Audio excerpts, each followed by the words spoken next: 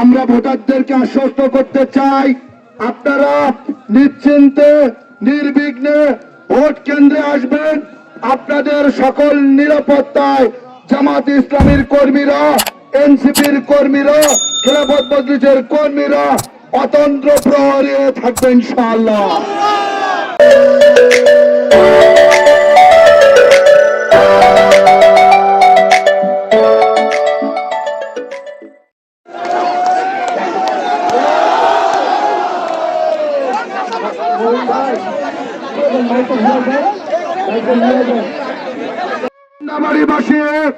আমি আপনাদেরকে আন্তরিক ধন্যবাদ, মোবারকবাদ জানাতে চাই, যারা আমাদেরকে বলেছিল 1 নম্বর ইউনিয়ন, 2 নম্বর ইউনিয়ন, 4, 5 এগুলো বিশেষ কোন মার্কার, তারা দেখে যান আজকের ভান্ডাবাড়িবাসী প্রমাণ করে দিয়েছে ভান্ডাবাড়ির মাটি দাঁড়িপাল্লার ঘটে।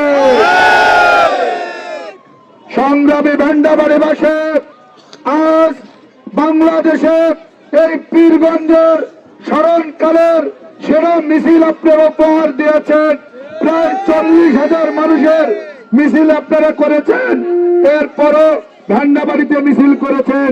সংগ্রামী ভাইরা, এই মিছিল করার মাধ্যমে আমাদের দায়িত্ব শেষ হয়নি। আজকে থেকে আমাদের দায়িত্ব নতুন করে শুরু হলো। আমরা ঘরে ঘরে ভোটারদের কাছে কাছে যাব, তাদের সাহস যোগাবো। একটা জিনিস আপনাদের নিশ্চিত করে বলতে চাই প্রিয় ভাইরা, আজকে আগামী দিনের প্রধানমন্ত্রী আমাদের প্রিয় নেতা ডক্টর শফিকুর রহমান বলেছেন, দাঁড়িপাল্লা দেশে 12 ফেব্রুয়ারির নির্বাচনে সংখ্যাগরিষ্ঠতা অর্জনের দ্বার প্রান্তে। আগামী দিনের সরকার দাঁড়িপাল্লা সহ 11 দলীয় নির্বাচনী জোটের সরকার। তাই বাকি 72 ঘন্টা আমি আপনাদের কাছে অনুরোধ করব, যে মাঠ আপনারা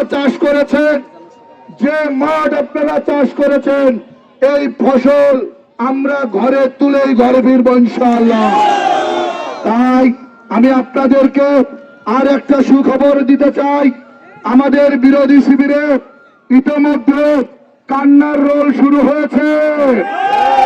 আর তাদের এই কান্নার রোল অন্ধকার রাস্তায় জোরে জোরে গান বলার মতো করে হুমকি ধমকি হয়ে আমাদের কাছে আসছে। আমরা বলে যেতে চাই, জামাত ইসলামের যে নেতৃবৃন্দ ফাঁসির রশিকে চুমু দিয়ে গলায় পড়ে, আমরা সেই জামাত ইসলামের কর্মী। আমাদের ভয় দেখিয়ে লাভ নাই। আমরা ভোটারদেরকে আশ্বস্ত করতে চাই, আপনারা নিশ্চিন্তে নির্বিঘ্নে ভোট কেন্দ্রে আসবেন। আপনাদের সকল নিরাপত্তায় জামাত ইসলামীর কর্মীরা, এনসিপির কর্মীরা, খেলাফত মজলিসের কর্মীরা অতন্ত্র প্রহরী থাকবে ইনশাআল্লাহ। আগামী আমি কথা বাড়াবো না, আপনারা সকলে ক্লান্ত আছেন। আমরা আপনাদের কাছে অনুরোধ করছি ভাইরা, এই 12 তারিখ পর্যন্ত একটু সকাল সকাল আসবো, আমরা ভোট দিব, ভোট কেন্দ্র পাহারা দিব, ফলাফল নিব, এরপরে একসাথে সক্রিয় মিছিল করবো ইনশাআল্লাহ।